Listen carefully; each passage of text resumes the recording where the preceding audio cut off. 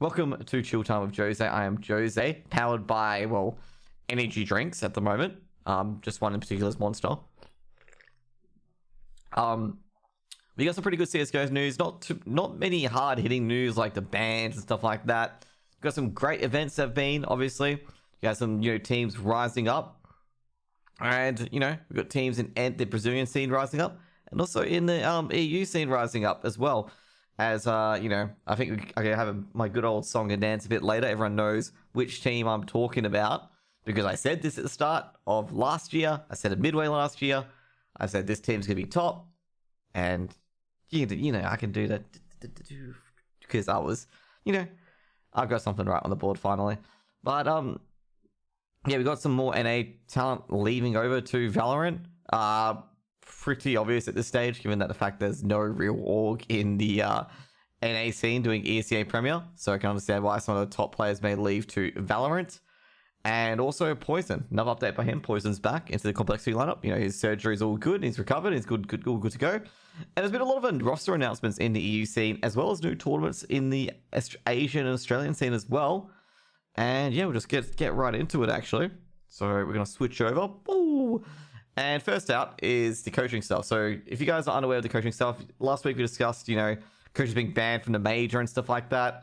And Valve wanted coaches to change that they were not allowed in the same room at online events and stuff like that. Well, Blast have changed it, given that they record the webcam anyway, I believe, according to the CISPA. And Blast is like, nah, we're not going to do the coaching changes here, okay? Like, we're not going to do that here. And, basically, they've said we have the mechanism in place to listen and observe. It's very, very easy to do. I'm going to say with Blast, like I did suggest this in this tweet with, I think it was Sponge or something like that, when they were talking about it, being like, well, you can just get him in Discord and only drag the coach in when it's a timeout. Or like, unmute him when it's a timeout, then and then mute him again. And a lot of people are like, oh, who would organize that? I'm like, the referee. Like, if you're any caster worth your salt, you already know that Macau, like when I was in the DreamHack one, Macau kept telling me, oh, okay, the guy's going to go live in 5, so 5 minutes, and that's it. Like the referee told you, like, what's happening. If a tech pause happened, the referee's like, oh, Bob's mouse got unplugged. It would be about roughly a minute.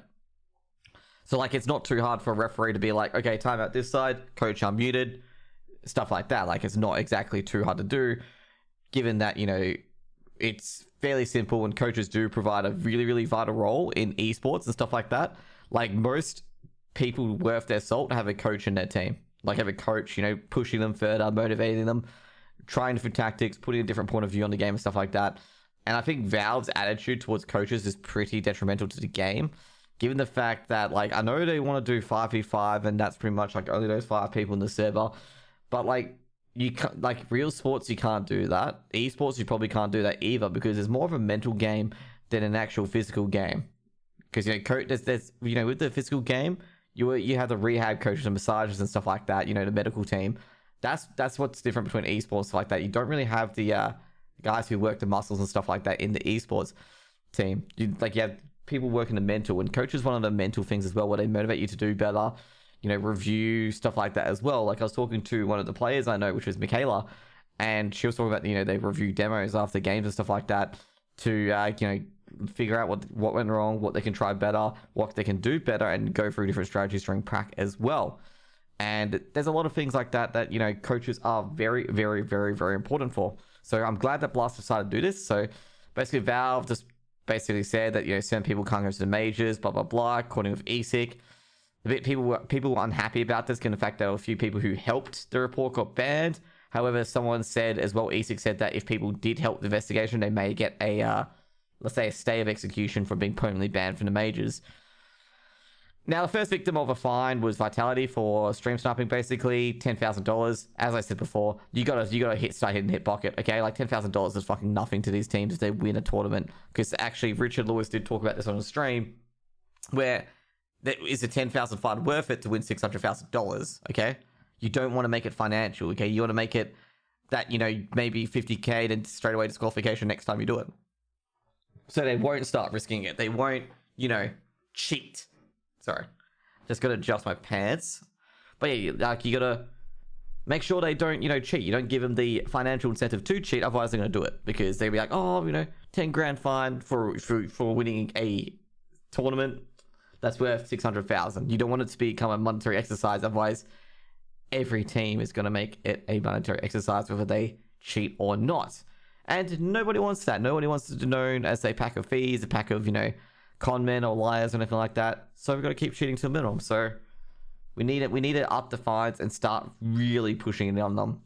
I think Blast will do that as well. They will do the coaching rule. And yeah, basically Blast have said, we're going to keep coaching as it is. Valve, we're not going to introduce your changes yet. So there you go. Next up is going to be this. This is actually pretty good from Pain because this is an up-and-coming Brazilian side in the NA scene. And by the way, they're not in ESA Premier, if you can believe that.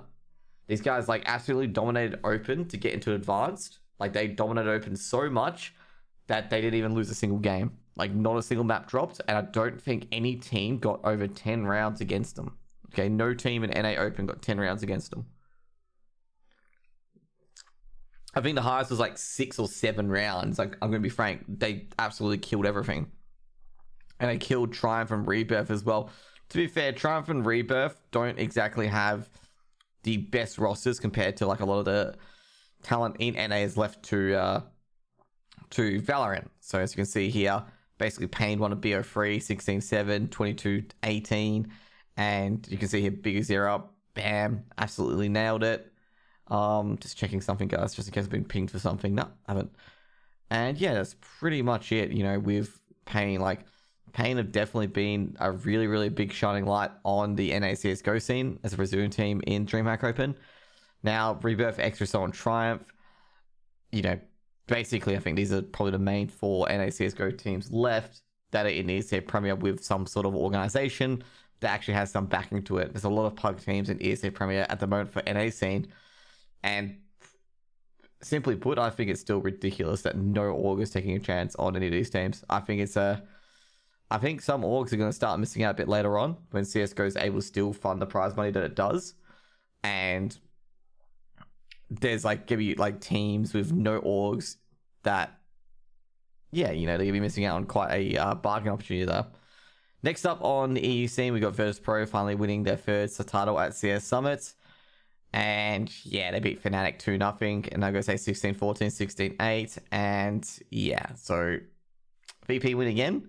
And as I said, VP, top 5 team. Okay, they beat Fnatic. They beat a few decent teams in this roster as well. As you can see here, basically, Butt, Yakinda, Jame, Buster.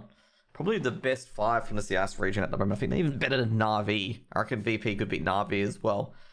And yeah, Fnatic did hint at a few changes as well that they might, someone did hint that they were trying to bring in Automatic and another player.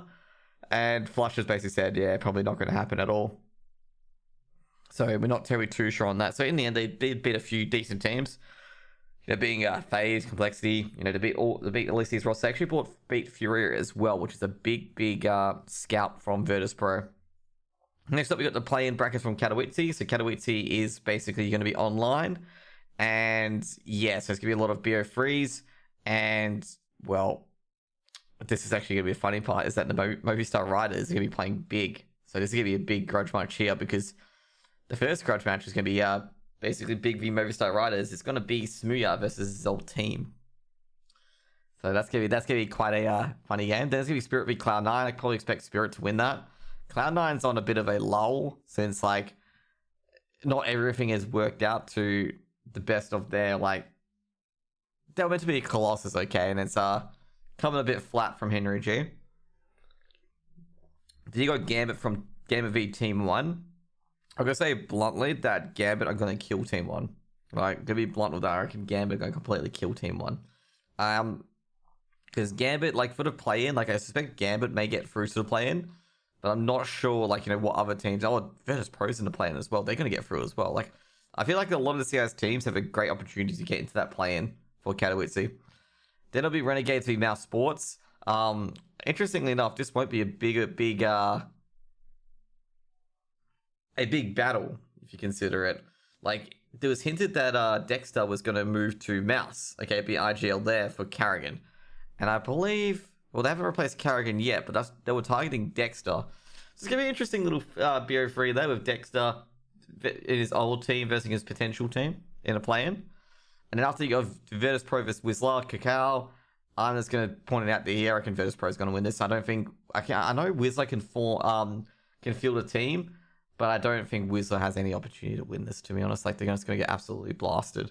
Virtus Pro in this bracket here is the odd team out, okay? Let's just be honest. They're the odd team out. They're probably a top 5, top 10 team easily. Like, I think they're 9th at the moment. They're top 5 team. I have no idea how to end the play-in because they should be in the main event, but they're going to blast with like a cow, and they're probably the odd team out that's probably going to just easily cruise through these next 3 teams because they're on another level at the moment.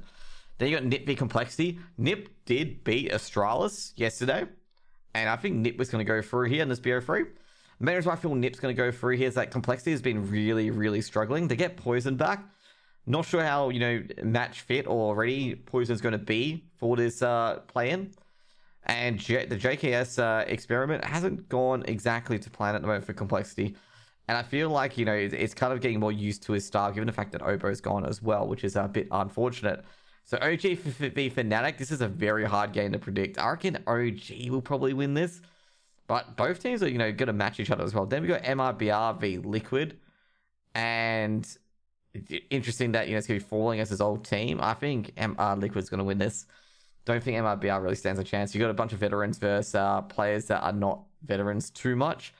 Seems like, even though I did say that I don't think it was a good move from Team Liquid, it seems like Liquid's move of picking up Fallen has actually paid off, which is absolutely... I can't believe it actually paid off, to be honest. Because honestly, I gotta tell you now, I didn't think it would pay off at all. I thought they were just going to flounder around and, that's it. Done and over. Liquid. But, the replacement has, has been quite good for Liquid in the end. Liquid's won a couple of games. Fallen's back as well. So, really, really happy to be here. The big one here between Big and Movistar. I'm trying to think who'll win that one. I reckon Big will win it. Purely because they got the Tabs and Tizzy and Sirius and Xantares. And Movistar Riders, I don't think they can match it with firepower. Even though they've got a great AWPer and Smooya, I reckon Smooya will take down Sirius, but I don't think they'll win the game in the end. Also as well, interesting, Roban's coming back to coach FaZe. It was actually quite interesting because he finally served his ban. But it's actually interesting that he's back coaching FaZe, and I'm sitting there going oh damn. Very, very interesting. And FaZe were waiting for the ESIC ban to expire before using him in tournaments. So very, very interesting that they picked them up. I was going, is Roban going to be in the, in the scene still? Everyone was joking about, he's never going to coach again. And bam, he's coaching the next day. And, it's probably a good coach for FaZe, given the fact that, they had Yenko and then Yenko moved on. To be fair, Yenko, well, I think he got handed a poison chalice, then had to deal with Nico. And a bit of an ego there as well. I think maybe an ego clash as well. And also Yenko not being too experienced, I assume, in coaching. Which kind of hit him kind of hard there. Now, basically, what's going to happen is that there'll be in-game leader that'll take Olaf spots on the lineup. Not totally too sure who it's going to be. People are suggesting that Olaf could become the in-game leader instead. But we're not totally too sure. So anyways, basically, Nip, another roster announcement. They bench Twist. And they pick up ZTR. ZTR, I believe, is basically a young ninjas kind of thing. If you guys aren't unaware of it, they pick up from their academy team. ZTR is actually quite good. He's from Prima. He was in Prima with Era. He's actually a very, very good player. Basically, I think when Prima were playing in Advanced, even though Era was probably the star show, ZTR was a very, very good rifler as well. And Nip are currently basically top 20, and they had to just change something up to see what had occurred, essentially. Now, basically, their debut would be in a blast against Astralis. I mean, what a baptism by fire. Oh yeah, by the way, you're versing the number 1 team, Astralis, on your first day. I mean, that's an absolute, it's probably the worst thing you could have. Okay, yeah, we were versing Astralis. So it's going to be Rez, Propsky, Nor, Campus, and ZTR, which is completely different to the original Ninjas. And guess what happens? Nip beat Astralis in Blast. And yeah, 2-0 as well. You think it's going to be 2-1, maybe Astralis won a whap. No, it was a fucking straight 2-0, okay? straight to nothing. And so they interviewed Rez, which I know his girlfriend. And yeah, he's pretty happy. He just pops off. And yeah, so big win there. And Astralis are now in the lower bracket because of Nip. And the results are here. Like, this is actually pretty good. ZTR actually had a very good rating for his first game, 1.06. And yeah, like, seriously, like, Astralis, like, the worst part is, like, they had so many players with a higher rating, but Nip still won. It was 16-13, 16-13. And I was actually a bit surprised that Nip actually won 2-0, because a lot of people were thinking, hang on, they shouldn't be winning this. Like, how are Astralis losing this? And I'm sorry, I went across it too quickly. And this is a bit of a issue for Astralis, is that Magix wasn't too clutch. As you guys can see here, wasn't too clutch. Glaive didn't frag out that much. Overall, the ADR, they outfragged Nip. But they still lost. And I think it's going to be down to, like, probably crucial rounds where Astralis had to save weapons because Nip secured sites. And that's the only conclusion I can come up with, is that Nip secured the sites and forced Astralis to save. Therefore, Astralis' ADR is a lot higher than Nip's, because on their side, Nip contested a lot of sites. Next up is Poison. Poison returns after a surgery to the complexity roster. It'll probably help them out a lot, given the fact they were using Yugi and using Otto as subs. Main reason why I'm not terribly sure about, with these two, they may not be on the team wavelength. And last but not least, Yugi has not been impressive at all for any team he's been a part of. He's been really, really lackluster. And I don't know why, considering that he's shown his stuff at North before that he can be quite a good player. But I just have no idea why he's never actually launched off to actually reach his potential. Next up, we got Automatic going to Counter-Strike. He's going to go to Valorant. So apparently they're going to build a team behind Flusher and Sunny. So Flusher did mention that they were going to build a new team, and Flusher's like, nah, it's not going to happen at all. And he's going to go and join the iBuyPower Quartet in T1. And AZK has been benched. Okay, so AZK has been benched in Tier 1. That wasn't announced by the Valorant team. So he's joining Swag, Skadoodle, Dazed, and I like how it mentions that AZK, but AZK has been benched. Okay, AZK has been benched. As far as I know, like, one of the players have been benched. So, but yeah, starts them off to the battle of Gem G, where Som and Daps went to Valorant, and Bentet went to Extremum, and Kusta went to Valorant. And yeah, so Sunny and Flusher try to make a team. The plan fell through. And yeah, so pretty much it. And all these movements happened. And now Automatic's going to go elsewhere. And, well, let's be honest, there's no opportunity for Automatic in CSGO. Like, there's none. Like, very, very little, because none of the other orgs would probably pick him up because he's in NA. And that's pretty much it. So, he played under Cloud9 the longest, had the most successful stint. They won a major, obviously. And yeah, now he's in Tier 1. There was a few rumblings about people being like, there's something really bad behind this, especially with AZK's benching not being announced. And yeah, so we're going to go through it, because basically George, I believe, from .esports, George Geddes, is saying, don't make us in news at all. I've got several stories of, published that the bad actors companies run around, do whatever they want. And he's pretty upset about, like, a lot of people just stating that, something's kind of not right about this Automatic transfer here. And to be honest, though, I've got to be kind of like of the same deal as well, that all these NA orgs leaving and all these NO CSGO players like literally leaving to Valorant, especially in the NA scene, and like none of that's happening in the EU scene, leaves something a bit weird. That's something going on, especially the orgs. None of them committing to a CSGO team in NA. And a lot of them like paying CSGO players in NA a wage if they pay Valorant, but won't pay them a wage if they're playing CSGO. Now, we explored multiple reasons. One of the reasons being, of course, that they get, Riot could give them an exclusive slot to a Valorant league in the future, because they've hinted at this exclusive league. And yeah, like, I think I've told everyone this, like, basically what Riot do is that they let you grow to esport, And then when the esports big enough, they're like, oh, we'll take it. And by the way, we don't like you. See you later, kind of thing. And that's what everyone's got to be careful of, okay? Because that happens all the time. Players don't really matter too much because if they get into a team that's in an exclusive league spot, they get paid, essentially. Either way, they get paid. Now, they do explore the reasoning for that as well. Neo actually discusses it quite openly as well. That basically every CS player, that's joined Valorant, like they love CSGO, but they play Valorant and join a Valorant team purely because of the fact that it gives them an opportunity that they were never going to get in CSGO. So he talks about that they had better financial offers, basically NA in a nutshell, and they had no opportunities in the scene, or they never got to be pro at all. Not hating, it's just basically it's good to see some players getting to get money on the board, and if they could get back into CSGO, they would get back in an instant. And this is why I'm being very, very sus with the CSGO scene on with the big orgs in NA. It's you guys all drop your teams. No one picks up a team. You guys pay no attention to your team, but you're paying all your attention to your team at Valorant and pay players that you wouldn't have played if they played CS about 3 times what they would have earned.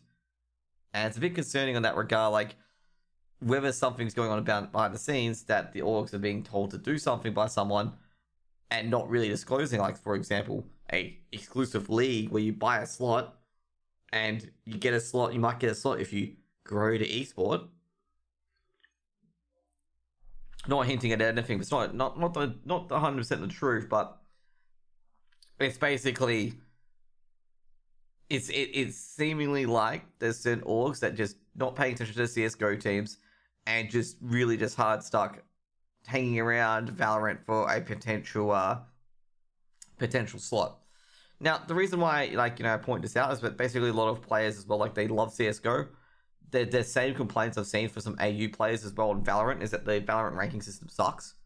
And there's no face or anything like that to weed out the bad people and stuff like that. Matchmaking is basically hell for certain players. And they mentioned on Twitter, they mentioned on Twitter quite a bit, Rubino and a few other people as well. They mentioned on Twitter quite a bit that these things happen. And that's why I'm thinking that if they could get a pro thing on CSGO, that would come back practically immediately. If they could get, let's just say not Cloud9, let's say Tier 1 and TSM come back to CSGO, they'll be they'll come back right away because they know TSM offer a big contract. And that's the sort of thing I'm talking about, is that there's no opportunities in NA at the moment because no big org has an NA team other than Team Liquid. Now, and Evil Geniuses, of course. Now, this is why a lot of people thinking something is going on behind the scene is because it's just all the NA orgs are essentially acting the exact same with the CSGO teams, where they pay no attention to it. They just let it wither out, and they'd be like, oh, we're not going CSGO anymore. We don't have enough money. That's it. It's kind of like what 100 Thieves did with their CSGO team. They went, oh, we don't have enough money for this team, and then they immediately buy a Call of Duty slot. It's the excuse and the reason they give in the media is absolute rubbish. It's because they could have got better deal elsewhere. Now next up we got Curry. So Curry, I believe Raph, Exotic, and Whip have been added, and Phantom Curry got into Valorant. Don't blame them at all. Basically they can get paid probably 4 or 5 times more in Valorant. This is according to Dust2 US, all the NA news, and there's been a lot of NA shuffles as well in the teams. The roster moves, and yeah, pretty much that's pretty much it. Basically these guys are just going over to Valorant. They got a bit of money. They get, I gotta say, a lot more money there than they do in CSGO. As this is just a reoccurring thing. Someone came in and said devs pay more attention, but on Valorant, I'm I think both parties pay more attention. I don't think one way or the other, but more NA scene players moving over. It's a money, it's not money opportunities, but it's an opportunity to go pro, get some paper, and play a game, a sort of game that you guys do love. I love the RuneScape ads being, by the way.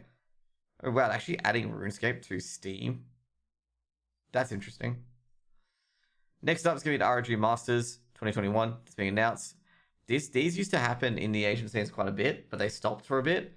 But now they're bringing them back. So basically, it'll be a whole bunch of qualifiers. I'm not sure what's going to happen. I have put my name in the ring to see if I can be a caster for one of these events. So I've thrown my hat in the ring of, DM'd them about it.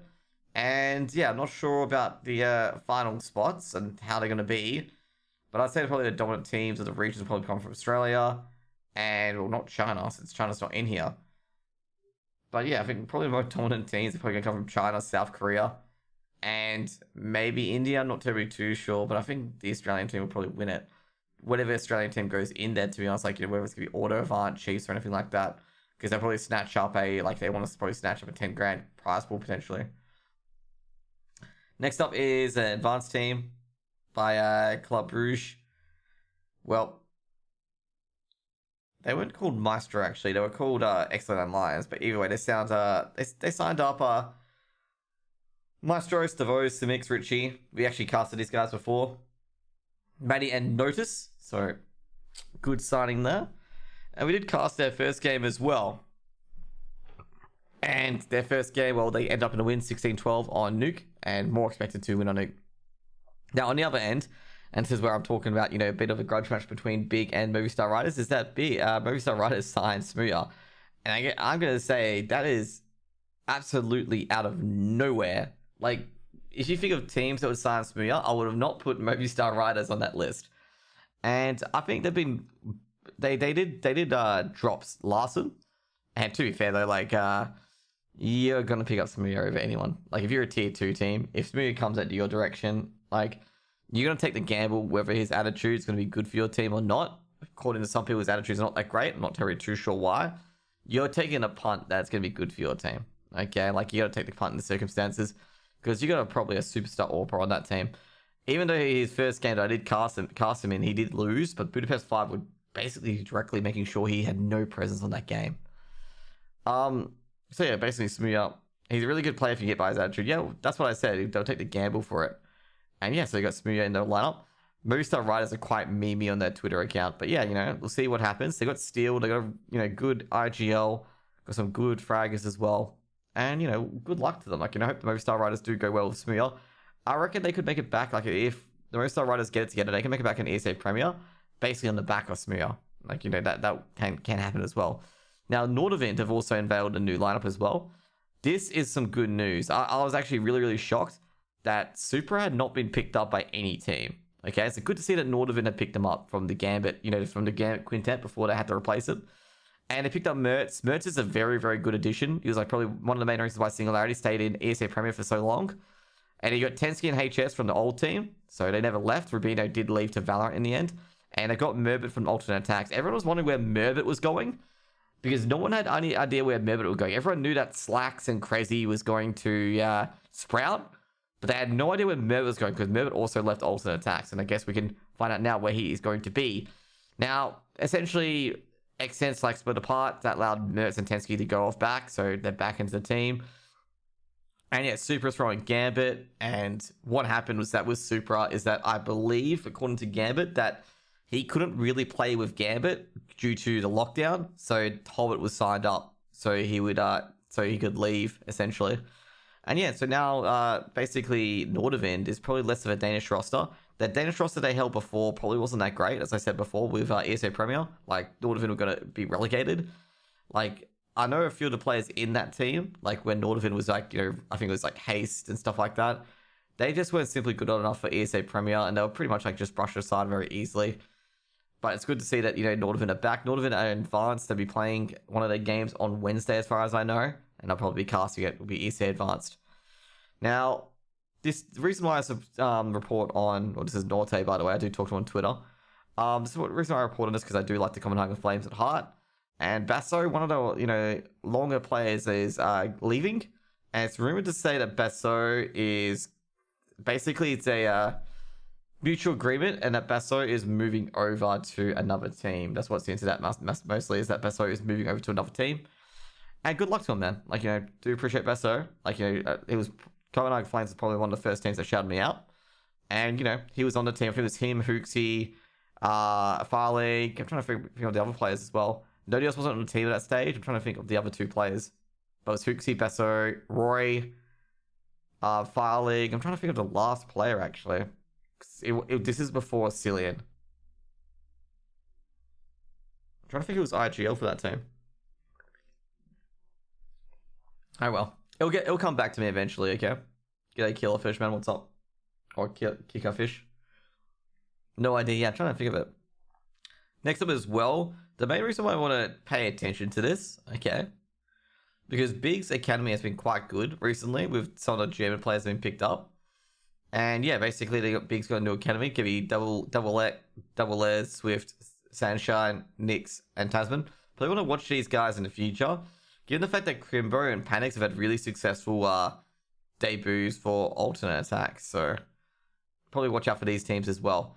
And yeah, I'm a bit surprised that God B or something like that isn't coaching this. But anyways, they've still got to get new coaches on the board as well. And it's good to see that Big have returned their academy to action once again. And I'm a bit happy to see academy teams come back, as you can see young ninjas up here as well. You know, returning to the scene. Now, that's going to be it for Chill Time with Jose. There's not really that much on at the moment.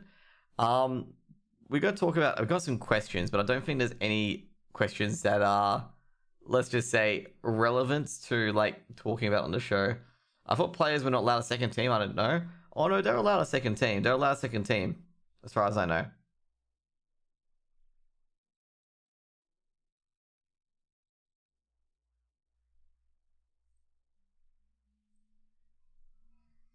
Like, you know, they're relaxing those rules where you can have a second team competing, as far as I know. But if they verse each other, of course, then, like, you know, there's like big conflict of interest. I thought that was like the conflict of interest. I think they're allowing the second teams in a major at a certain point. I'm not terribly too sure, actually. Valve weren't super clear of it, but they were thinking of getting rid of the conflict of interest rule. Like, not the exact conflict of interest, but getting rid of it if they're not in the same area. Thank you for the host, by the way. I detect. Like, Valve were talking about, like, you know, changing it a bit.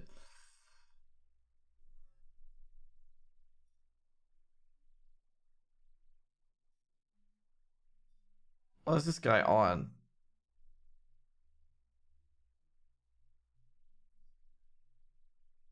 Okay, some guy's responding on Twitter, even though I was telling him that's his entire point. But anyway. But yeah, like, so... Overall, that's going to be it for, like, Chill Time with Jose. Nothing much going on the CSGO scene at the moment. It's just tournaments as usual. Players moving to Valorant as per usual. Sidetracks, well, dude, the guy who's arguing with me about like players switching to Valorant, like he's trying to mind read someone that they're saying, he's saying it's a bad thing to switch for money. Like, no, they're switching for money because that's what it is. Like, they're getting opportunity that they wouldn't get in CSGO, which is true.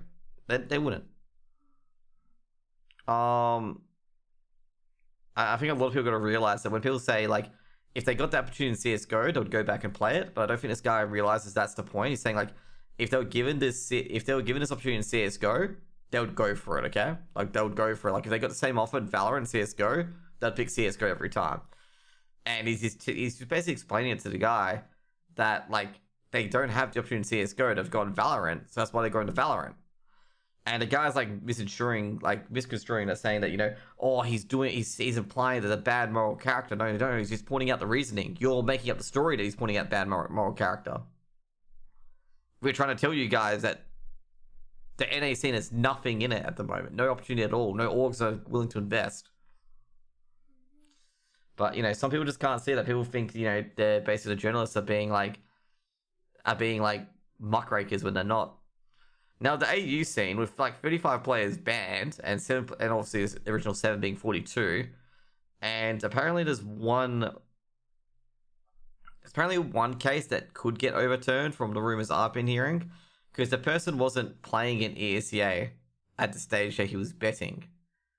And he subbed in for a team, but he wasn't actually playing ESEA, until later down the track. So there's a potential that a ban could be overturned there. But I haven't heard anything on the anything else. I think it was like someone said it was Matrix or something like that. I have no idea if it's him. But that's the name I got told. Okay, I have no idea if it's been overturned or not. There hasn't been anyone that's appealed the bans as far as I know. There's been a lot of complaining that $500 is too much.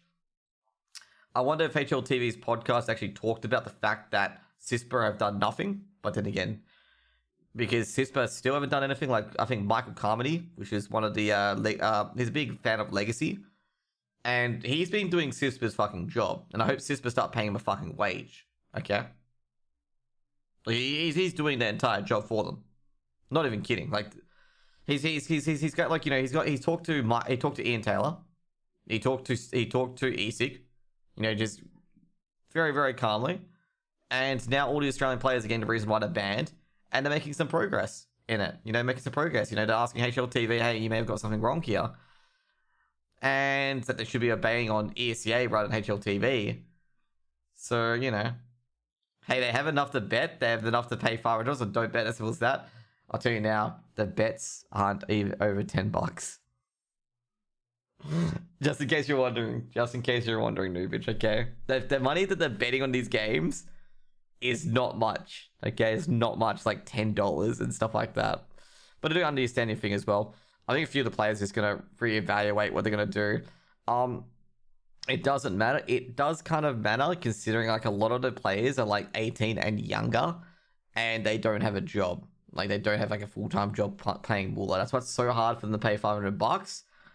And that's why Michael Carmody, even before I got his name wrong, but he's, you know, talking to, thank you for the big brain fam, but he's talking to, you know, he's talking to ESIC about it, because we kind of have to have that. And I'm going to say, that's why I made a joke that CISPA should start paying him, because of the fact that he's doing their fucking job for them.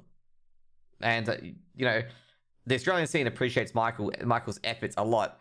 If they don't have a job, how can they afford to bet? Come on, Noobage. You must have nicked money from your parents. Now, what I was talking about, I'm saying full-time job. Okay, they may have a part-time job at Macca's, but a part-time job at Macca's pays sweet F all. Anyways, fam, what have you been up to today, man? What have you been up to? Anything much? I believe, would you be the fame from Mimi's channel? Let's just see that. Okay, I can check if you're the fame from Mimi's channel, because you'd be top gifter. That's how I know. He is indeed the same fame. But yeah, like, you know, that's the kind of the point in the AU region. I never took a punny from anyone in my life. Ooh, damn, times changed. Nah, but yeah, you get pocket money and stuff like that. But yeah, they like, I don't think many of these players are gonna raise the $500. People think it's a grift. I'm sitting there going, like, it's not a grift. Like, it is ridiculous for anyone to suggest that paying $500 to appeal something is a grift. Okay, like, maybe to the tier 2 scene, yeah, maybe it's a grift. Like, you know, it may seem like, you know, a lot of money, but to the tier 1 scene, $500 is sweet fuck all, like, to get your case appealed. Like, in reality, you know, not a bit of work to do before the job we're heading to this year. Which job? Blast? No, actually, I'm trying to think who works for one of the events at Blast. I think it's Pingu works for Blast. Should ask him to get me, like, into the casting desk. But yeah, like, you know, that's been the kind of sticking point for the AU CSGO scene, is that a lot of the ESEA Premier teams, none of them are earning a living wage, or like even close to a wage. I think no one's even earning a professional salary in the AU scene. And a lot of the players that have banned are players who are literally don't have an org, or have an org that don't pay them very much. Now, they shouldn't be betting in the first place, I agree 100%.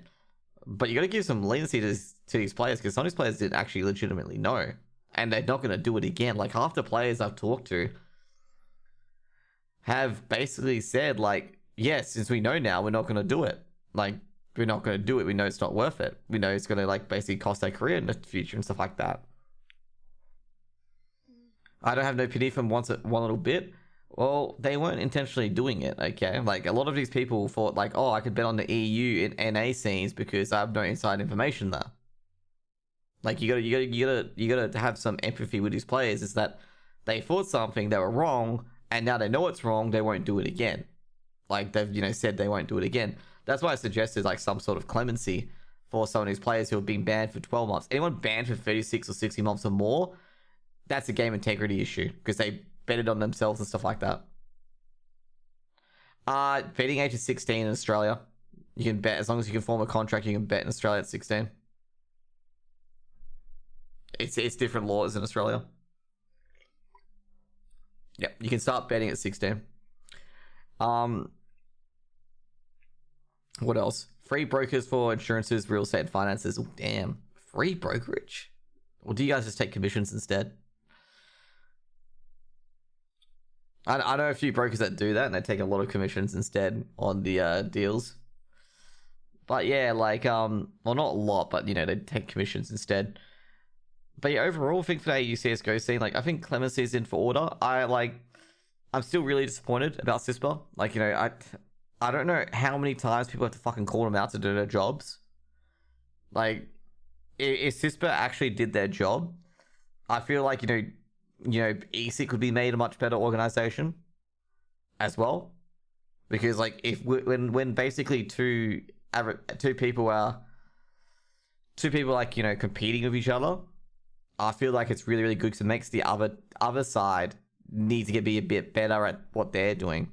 It's free for the customers to get paid from insurers. Okay, yeah, I know what you're talking about. I do the same thing as a financial advisor. But they're making that illegal now as well. The player org should be the one paying the $500. That's kind of what the job is to not. Yeah, but a lot of these players that are banned do not have teams. And I think Bizarre didn't want to. Like, a lot of these AU orgs are bedroom orgs.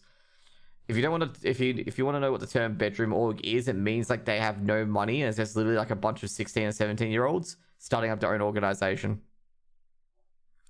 Or the player association. Yeah, exactly, Noobage. Okay. Do you see why I asked the CISPA? Okay.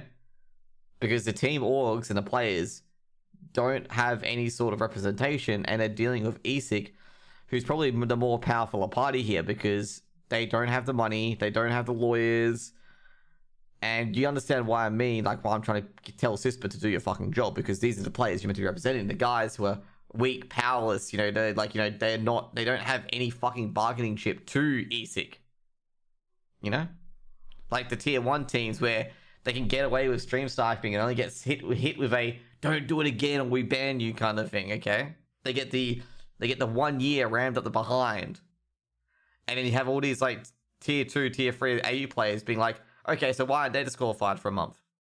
Like that kind of thing, like that complaint to ESIC, because they have nothing, and this is like the exact thing that CISPA should be representing. Is that case, because the little guy in the AU scene can't fucking fight against ESIC because they don't have the money. So that's what I mean. Like for example, like Vitality, $10,000 is a drop in the fucking ocean. Let's just say, for example, Court of Guard gets fined 10 grand. Court of Guard's bankrupt, okay? Bankrupt just because of that. They'll be bankrupt with a 10k fine, okay? But yeah, like, you know, that's what's going to happen to AU scene, is that I'm not saying ESIC's doing a bad job. Like, I'm not saying ESIC's doing their job fine. If they see something bad, they call it out and they, you know, fine a person, and they basically put teams on notice. Good job. That's what their thing is for. Punish, you know, there's things that, you know, they can do better, and maybe you introduce better punishment, stuff like that. But at least they're doing their fucking job. You know, at least they're doing their fucking job, unlike some fucking other organizations. But yeah, like, that's pretty much it. Either way, I've got to say, overall, like, CSGO, if CISPA do something for the AU scene, it'll be greatly appreciated.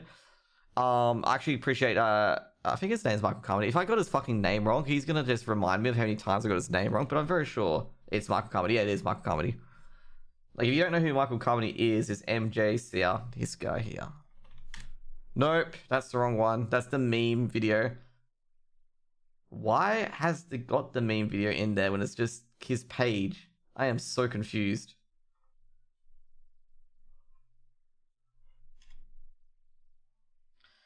He's pissed that the entire AU scene is corrupted and have many nice words to say.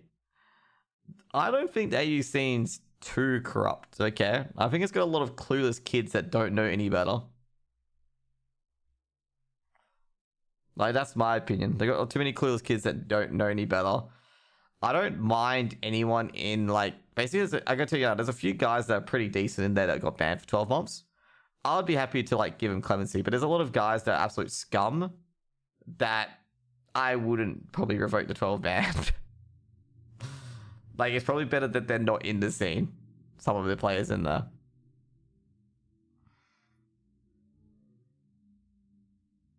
And like, what am I going to say about this? I think like rather like this is the kind of like mindset that can get like people just like resentful and not learning their ways and stuff like that. Is that I feel like you got to really like lead and teach and persuade the other people. Okay, like you can't just call them scum and that's it, because they're never going to learn. Like you can't just call them shit and like not say anything about it. Like why? Like they're not good people. Like, you know, what's going to happen and stuff like that. And like I think it was basically hopefully like some of the Rooster guys have learned for this from what happened with Diamond Club in AU scene, where basically it was just the same people getting top and getting free money from ESEA, like basically just died out of nowhere. That's their parents' job, to teach them morals, not some org. The thing is that humans natively are reactive. Okay, I've never met a human who's been 100% preventative, where they've prevented any sort of like bad thing happening to them. Like, I mean, that's why I refer it to as a stovetop warm kind of moment. Is because like you don't know stoves are always hot until you burn yourself. And yeah, that's my opinion on it. Like, so that's my opinion on it. Like, you know, I think some people should get clemency over it. If they do it again, you fine them and then you add the other punishment on top. You know? So basically, like, you know, if they get 12-month ban, suspend it. If they don't do it for 12 months, all good, all gone. You know, they can play. If they do it again, you add the 12 months extra. Like, you bring the 12 months to that point, and then you ban them for extra 12 months of whatever betting they did. So it provides an extra deterrent that if they cheat again, if they bet or cheat again, that they're going to have a 24-month ban from that point where they betted or where they got caught. And it basically tells the player, like, you know, if you're going to try and make a bit of bob, you are not going to have a career in esports ever again. Like, you're going to have a two-year basically vacation. And that's what I kind of think like that should be done for, like, you know, E6 clemency and stuff like that. There's players who've been banned for 36, 48, 60 months. They should stay banned or appeal, because it basically says that if you're betting against a team that you're on, or betting against a team, like betting against your team, it means you've got some intention that you knew what you're doing was incorrect. Like, knew what you're doing was incorrect. Because, like, I think most people should know that you shouldn't be betting on the opposing team to you, considering you can control if they win or not by deliberately throwing a game. Now, I do agree with Richard saying that, you know, some AU players do know NA players and EU players with the other scene. Like, that's the main reason why, like, Ruffleco was a bit surprised. He was like, oh, I don't know anything about the NA scene and EU scene. But I think most of them do understand now what they were talking about when Richard said that. He said some of the AU players do know the EU players. And I think they understand now why Rich said that. Okay, like why Rich said that. He was like, you could know some guy over there. That's why they've got these rules in. Like, you know, this kind of things. Okay, like that's what he said. Like, you know, that's why the rules are in there. And he's like, oh, okay, that probably makes sense. Because a lot of the AU scene guys, I don't think they know any of the NA and EU scene guys. Okay, I can be blatantly honest. I think very few of the people have a good relationship with anyone in NA and EU on the AU side. Like, I wouldn't put it past them, okay? Like, I don't think anyone's got, like, you know, a hidden NA person being, like, you know, feeding them info or whatever about teams. Like, they probably don't know that much. Yeah. So, yeah. That's pretty much my opinion about the entire thing with CSGO scene. You know, if they leave the bans up there, they leave the bans up there. That's pretty much it. You know, I think everyone's done their best to try to keep the CSGO scene alive in Australia, given the fact that we had, you know, 42 players being banned. It was actually pretty good to see some of the other players come up as well through the divisions. Like, you know, for example, Shockwave and Mako. That was actually pretty good. Like, if you saw Shockwave playing for Mako, he was actually a very, very good player. Hopefully it doesn't go to Valorant. I'd be really, really upset if he goes to Valorant, because I reckon, like, he's a young player. He played exceptionally well against Riot. I think Mako beat Riot in the end, wasn't it? Oh no, I think Riot beat Mako. Yeah, Riot beat Mako because he's playing for Riot. And he did very, very good. Like, you know, he did an incredible good job with Shockwave. Now, I'm just going to see what else is going on for the Mountain Dew. They also did promote a bunch of teams, and It's too bad Josh A. Well, Josh A should be betting on games, and that's the point as a caster. Like, they did tell you that. I think a lot of these people who got done for 12 months and knew about bunch probably got done before the whole thing was announced. That's why I was like more like looking towards clemency as well, because a lot of people didn't know until the initial bets were announced. Or not initial bets, but initial punishments were announced. Now, the other things as well is that there's been a lot of good players coming out the AU scene as well. And there's a lot of guys that are just very, very yikers, as per se. For to mention like my name, oh, they weren't. They dude. I'm a fucking nobody in the scene. Okay, they're not gonna mention my name. Like, they're not gonna mention my name at all. Okay, because I'm a nobody in the scene. Okay, they wouldn't refer to me as Josh, but then again, a lot of my crew refer to me as Josh as well. Like, you know, just manga stuff like that.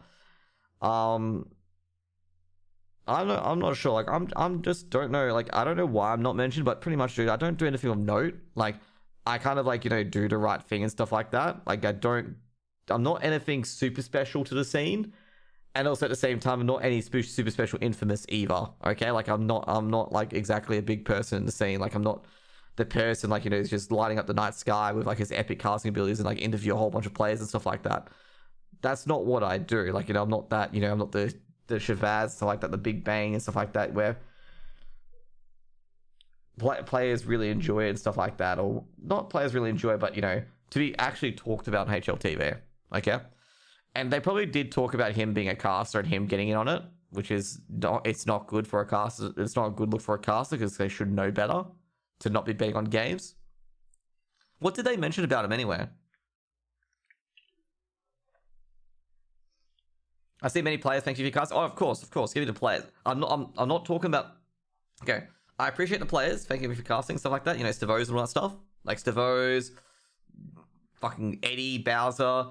A lot of people that have thanked me for casting their games. I'm just blank with names today, by the way, guys, if I missed you.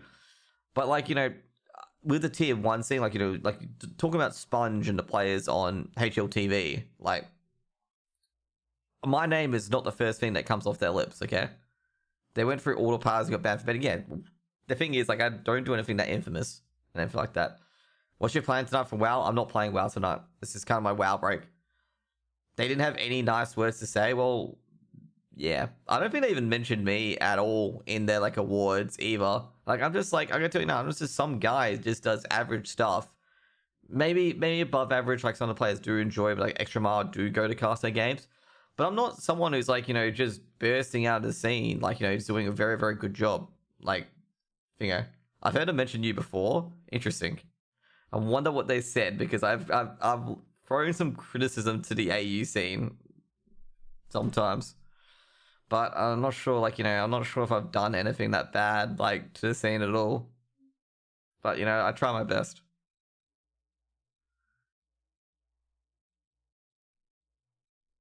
No, I'm not saying that. I'm not saying they haven't mentioned me. I'm saying, like, you know, basically said. Oh, no, it's not going to be anything bad. I've said some bad things about the AU scene, about casting and stuff like that. Like, you know, to just get the drive and keep pushing on.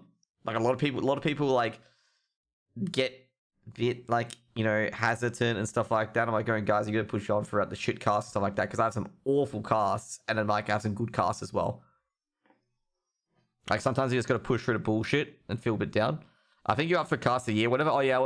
No, I don't think I was mentioned for cast of the year. I know I was up for cast of the year in Josh's awards. That's when they mentioned me. Oh, okay, really? They mentioned me for cast of the year. I think the cast of the year, like, the thing I could get cast of the year for, like, to be brutally honest, is just purely the amount of games I cast. I need to, like, a lot of things I need to build up on is hyping up certain things, because there's been some insane clutches where I'm not hyped up at all, because I believe that player is going to win. Okay, like, the Offdu did a 1v4 clutch, and I'm like, and Offdu casually does a 1-4 clutch. Like, you know, just no hype. Because I knew Offdu was going to win that. Because Offdu is a really fucking good player. Like, I wasn't surprised Offdu won that. Like, you know how people do hype it up? Like, I was like, you know, stuff like that. You're half asleep sometimes. Oh, dude. Sometimes I can be half asleep. But that's because, like, I've casted too much. And sometimes like the game might be boring me as well, which I gotta like relax. Like you gotta just slap myself and get back into it. 2 AM cast you, it's hard. Oh, dude, man. I remember the first 2 AM cast I did. I just went like, I think it was like Singularity game, and at the start I was really, really hyped up about it, and then afterwards I was just like dead. Like I was just like plop on my bed, dead. Like it was when I casted 4 games in a row, and it was the Singularity game at 2 AM. I think Singularity won that game, and Ramoy did like 2 clutches. You're really laggy today? No, that's you, because I'm not dropping any frames, which is good. Which is fortunately very, very good that I'm not dropping any frames. But anyways, guys, that's going to be it for today for Children of Jose. It was actually a good talk today, actually. Really, really good talk today. But yeah, that'll be it for Children of Jose. If you guys enjoyed the show and a talk back and stuff like that, you can talk back to me live at Twitch TV/Jose Gaming. You can subscribe to the YouTube channel if you enjoyed the highlights. And hope you guys will have a nice game. Also, like and share the video. Peace out. Bye.